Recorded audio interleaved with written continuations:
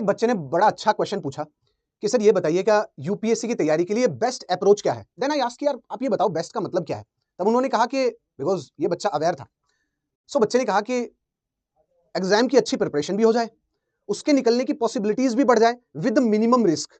Okay, then you know the best approach is, इसमें आपको 2-3 steps follow करने पड़ेंगे और 2-3 पॉइंट्स का आपको मेनली ध्यान रखना पड़ेगा। सबसे पहला जो पॉइंट है दैट इज कि आप जितना जल्दी शुरू कर सकते हैं उतना जल्दी इस तैयारी को शुरू कीजिए।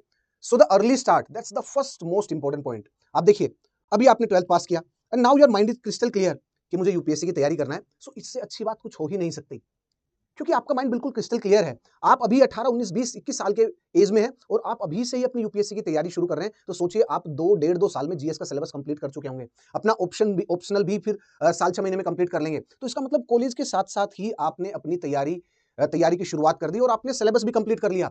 सो जब आप अपने अटेम्प्ट देंगे कॉलेज के बाद, आपके पास एक तो डिग्री होगी और उसके बाद कॉलेज के जस्ट बाद ही आप अपनी तैयारी में आ चुके होंगे।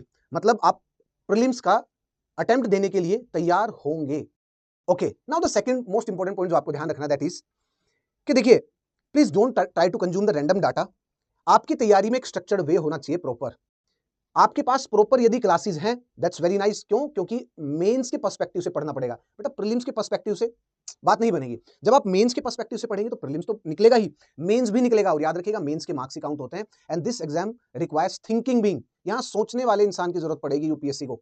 और यूपीएससी बोलता भी है और अपने नोटिफिकेशन में लिखता है कि marks will be awarded to those candidate who can think और who are having the analytical skills, जो एनालाइज कर सकते हैं, उनकी जरूरत है, उनकी आवश्यकता है। Now the third most important point is that कि आपके पास कोई ना कोई प्लान बी भी होना चाहिए। देखिए, आप सोच रहे होंगे कि प्लान बी का मतलब यह है कि you are diverting from the plan A. ऐसा कुछ भी नहीं है। देखिए मिलिट्री स्ट्रेटजी में देखेंगे तो every time the good military strategist वो बोलता है कि उनके पास प्लान ए भी मिलेगा, B, C, E, F, G, H, ऐसे प्लान, नंबर ऑफ प्लान्स मिलेंगे। इफ ये एग्जीक्यूट नहीं होता देन नेक्स्ट प्लान, इफ ये एग्जीक्यूट नहीं होता देन नेक्स्ट प्लान।